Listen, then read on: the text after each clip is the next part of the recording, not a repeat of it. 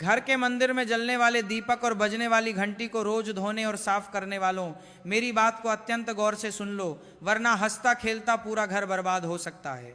दोस्तों, जीवन में चाहे कितनी भी विकट मुश्किलें क्यों ना आ जाएं, एक बात कभी मत भूलिएगा, पूजा मंदिर में रखी घंटी, देवी देवताओं की मूर्तियां और जलते हुए दीपक के साथ हम अनजाने में कुछ ऐसी गलतियां कर बैठते हैं जिनके कारण अगर दोष लग जाए तो किस्मत का पहिया उल्टा घूमने लगता है। जीवन में ऐसा दुर्भाग्य छा जाता है कि इंसान के लिए संभलना भी नामुमकिन हो जाता है। घर में बरकत पूरी तरह रुक जाती है, खुशियां सूख जाती हैं और गरीबी आपके घर की दहलीज पर ऐसे कदम जमा लेती है कि चाहकर भी पीछे नहीं हटती। भक्तों, हो सकता है कि आप भी अनजाने में वही गलतियां दोहरा रहे हों, इसीलिए आपके पास पैसा टिकता नहीं है, घर में हमेशा अशांति का माहौल रहता है और सफलता बस दूर से ही हाथ हिलाकर चली जाती है। हम बिना सोचे समझे जाने अनजाने कुछ ऐसा कर बैठते हैं जो हमारे अच्छे भाग्य के दरवाजे को बंद कर देता है, और जब सब कुछ हाथ से निकल जाता है तब हमारे पास शेष रह जाता है तो सिर्फ पछतावा और समाज के ताने।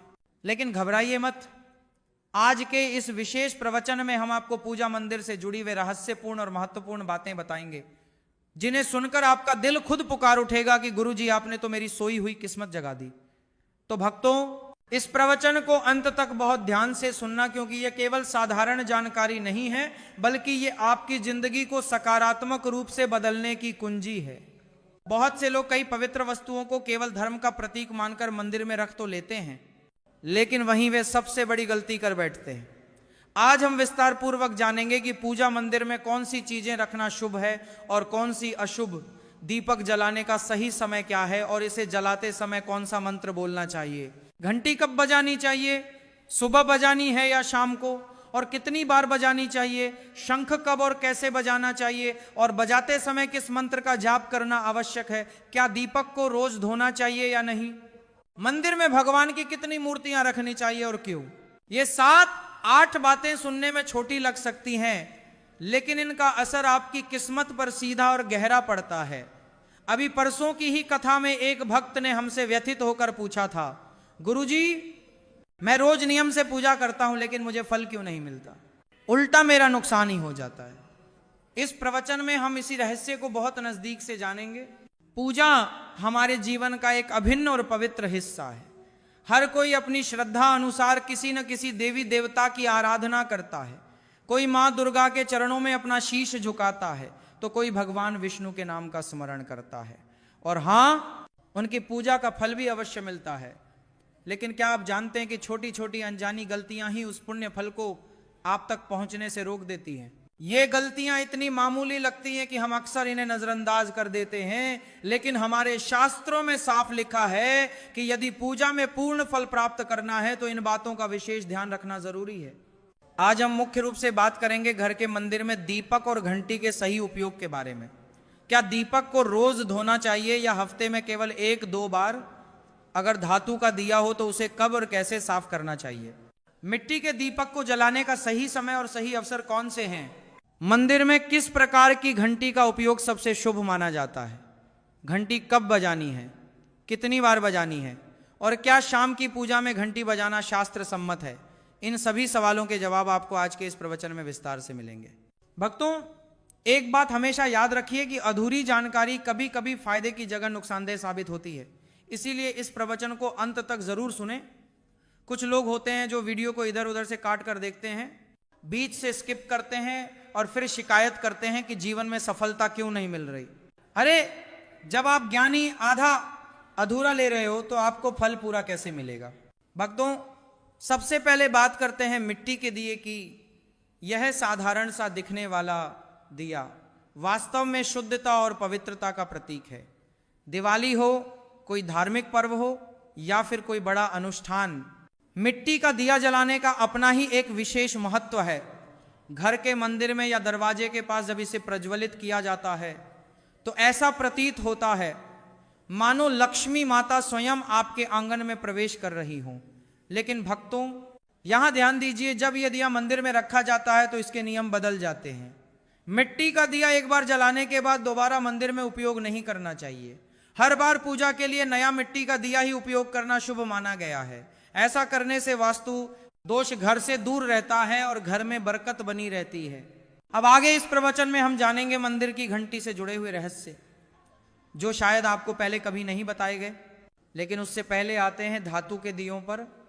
आपने अक्सर देखा होगा कि लोग पीतल या तांबे के दिए इस्तेमाल करते हैं। ये न केवल दिखने में सुंदर होते हैं बल्कि इनका धार्मिक महत्व भी अत्यंत गहरा है। लेकिन भक्तों, इन्हें सिर्फ जलाना ही काफी नहीं है, इनकी शुद्धि भी उतनी ही जरूरी है। इन्हें रोज धोकर और हो सके तो खासकर गंगाजल से साफ करना चाहिए। गंगाजल से धोने पर दिया पवित्र हो जाता है और घर में सकारात्मक ऊर्जा चारों ओर फैल जाती है।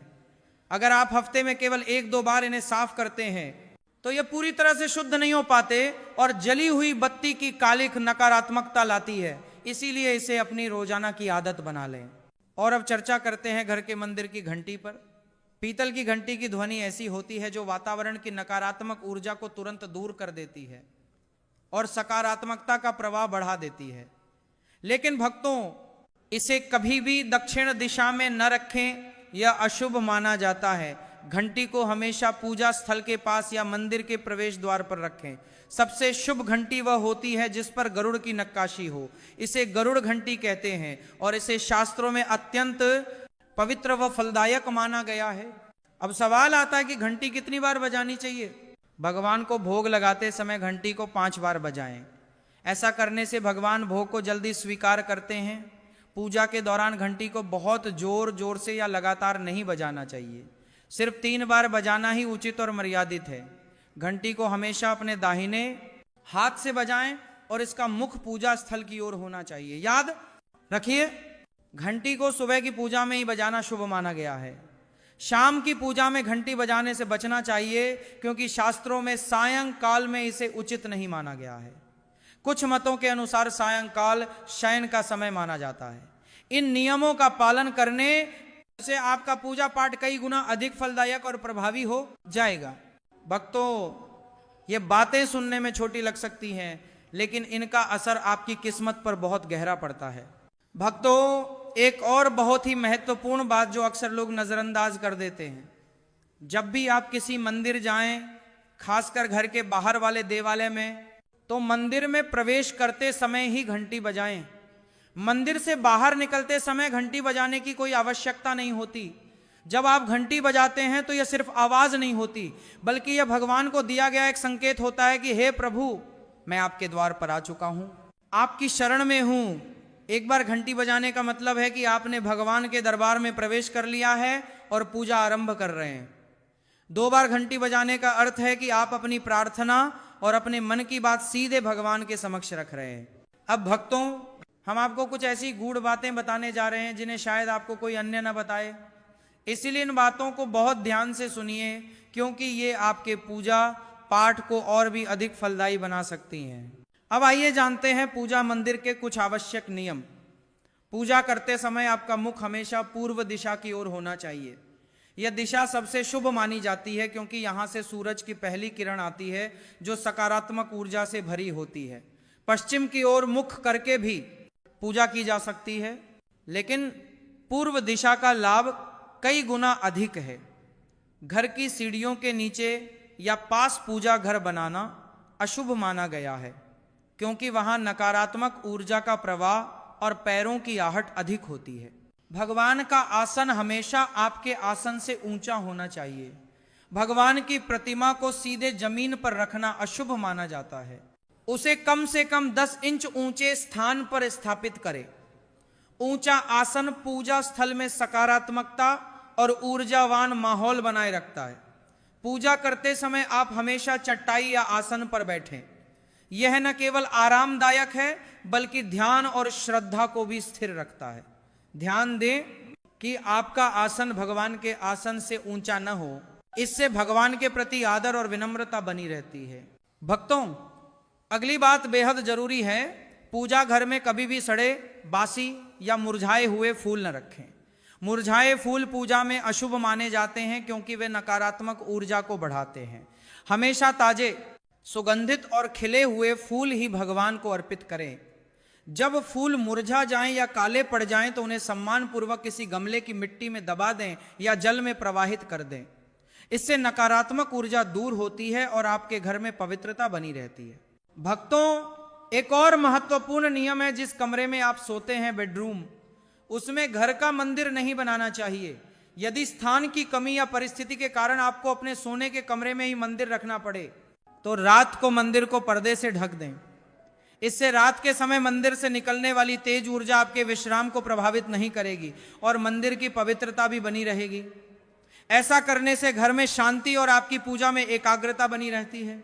अब एक और विशेष बात भक्तों, कभी भी काले कपड़े पहनकर पूजा न करें। सनातन परंपरा में माना जाता है कि काले वस्त्र मन में भारीपन और नकारात्मक भाव लाते हैं, जो पूजा की सात्विक ऊर्जा को कमजोर कर देते हैं।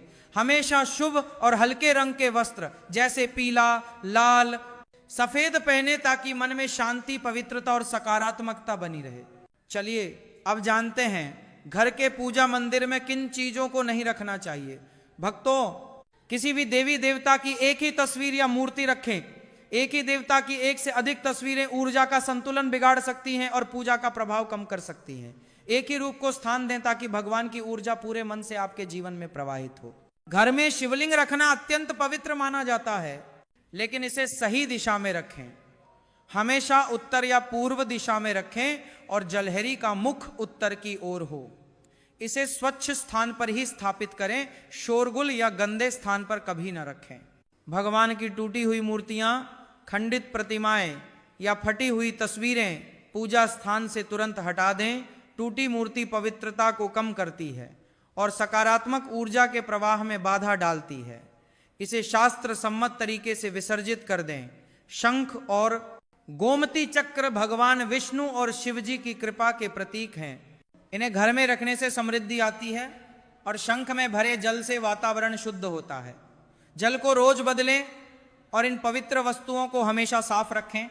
रोज पूजा स्थल की सफाई करें। गंदगी से नकारात्मक ऊर्जा आती है और ध्यान भंग होता है। स्थान को सुंदर, सुव्यवस्थित और सुगंधित रखें ताकि मन सहज रूप से भगवान में लग सके। भक्तों, अब आइए जाने कि हमारे घर के पूजा मंदिर से जुड़े कुछ ऐसे नियम जिन्हें मानना बेहद जरूरी है। सबसे पहले, पूजा स्थान हमेशा घर के शांत और पवित्र कोने में होना चाहिए और अगर वह ईशान कोण उत्तर पूर्व दिशा में हो तो सबसे उत्तम है। यह दिशा घर में सकारात्मक ऊर्जा का संचार करती है और आपकी पूजा को और प्रभावशाली बनाती है। ध्यान रहे, पूजा स्थल कभी बेडरूम या रसोई किचन के बिल्कुल पास या दीवार से सटा हुआ न हो, यदि संभव हो, क्योंकि ये स्थान दैनिक कार्य और हलचल से भरे होते हैं जहां कई बार अशुद्धि या नकारात्मक ऊर्जा भी पनप सकती है। मंदिर के आसपास का वातावरण हमेशा साफ सुथरा रखें ताकि आपका मन एकाग्र हो सके। भक्तों, अब बात करते हैं दीपक और उनसे जुड़े महत्वपूर्ण नियमों की। दीपक जलाना सिर्फ एक परंपरा नहीं है, बल्कि यह भगवान के आशीर्वाद और कृपा का प्रकाश है जो आपके घर और जीवन में उजाला भर देता है। दीपक को हमेशा भगवान की मूर्ति के सामने रखें ताकि उसकी रोशनी सीधे भगवान तक पहुंचे और आपके पूजा स्थल को पवित्रता से भर दे। याद रहे, टूटा हुआ दीपक, खंडित दिया कभी न जलाएं। पूजा के समय एक साथ दो दीपक, खासकर तेल और घी के, एक ही थाली में पास पास न जलाएं, क्योंकि दोनों की ऊर्जा अलग होती है और गलत तरीके से जलाने से पूजा की शक्ति कम हो सकती है। वास्तु के अनुसार घी का दीपक भगवान के बाईं ओर, आपके बाईं हाथ की तरफ, और तेल का दीपक दाईं ओर रखना शुभ होता है। लेकिन ध्यान रहे, दीपक कभी भी पश्चिम दिशा में न रखें। दीपक की लौ पश्चिम की ओर न हो। दीपक के लिए उत्तर या पूर्व दिशा सबसे अच्छी मानी जाती है। साथ ही बत्ती का चयन भी महत्वपूर्ण है। घी के दीपक में रुई की बत्ती और तेल के दीपक में लाल मौली कलावे की बत्ती का प्रयोग करें। रुई की बत्ती से प्रकाश स्थिर और शुद्ध होता है, जबकि लाल मौली वाली बत्ती से वातावरण में शुभ ऊर्जा का संचार होता है। नवरात्रि या विशेष अवसरों पर मां दुर्गा और मां लक्ष्मी के सामने गोल बत्ती का दीपक न जलाएं। लंबी बत्ती का प्रयोग करें, क्योंकि कुछ मतों में इसे उचित नहीं माना जाता। और एक नियम और याद रखें, घी का दीपक जलाने के तुरंत बाद उसी से तेल का दीपक न जलाएं। इनके बीच थोड़ा अंतर रखें ताकि वातावरण में संतुलन और पवित्रता बनी रहे। इन छोटे छोटे नियमों का पालन न सिर्फ आपके घर में शांति और समृद्धि बनाए रखेगा, बल्कि आपकी पूजा को भी अधिक फलदायी बना देगा। भक्तों, अब छठवीं बात ध्यान से सुनिए। दीपक हमेशा उसी समय जलाना चाहिए जब भगवान जाग रहे हों। जैसे सुबह के शांत और पवित्र समय ब्रह्म मुहूर्त या सूर्योदय में जब पहली किरणें धरती को छूती हैं, उस समय पूजा करते हुए दीपक जलाएं। फिर शाम को आरती के समय गोधूली बेला, जब दिन की थकान ढल रही हो और वातावरण शांत हो रहा हो, उस समय का दीपक वातावरण को और भी पवित्र कर देता है। यह दोनों समय सिर्फ पूजा के लिए ही नहीं, बल्कि ध्यान और आत्मिक ऊर्जा को महसूस करने के लिए भी सर्वश्रेष्ठ होते हैं। इन पलों में दीपक जलाने से घर में सकारात्मक ऊर्जा का प्रवाह बढ़ता है और आपका मन भी निर्मल होता है। सातवीं बात भक्तों, दीपक जलाना केवल धार्मिक नियम नहीं है, वास्तुशास्त्र और ज्योतिष शास्त्र में भी इसका गहरा महत्व बताया गया है। दीपक जलाने से न केवल घर में सकारात्मक ऊर्जा का संचार होता है, बल्कि यह हमारे जीवन के 7 चक्रों को संतुलित करता है। यह नकारात्मकता को दूर करके वातावरण को शुद्ध करता है और आपके मन को शांति प्रदान करता है। दीपक की हल्की स्थिर लौ मानो भगवान का आशीर्वाद आपके जीवन को रोशन कर रही हो। अब हम उन 5 चीजों के बारे में भी बताएंगे जो पूजा मंदिर में जरूर होनी चाहिए। इन सभी सवालों के जवाब आपको आज के प्रवचन में मिलेंगे। आजकल हर घर में एक मंदिर होता है, लेकिन क्या आपको पता है कि उसमें क्या रखना चाहिए और क्या नहीं?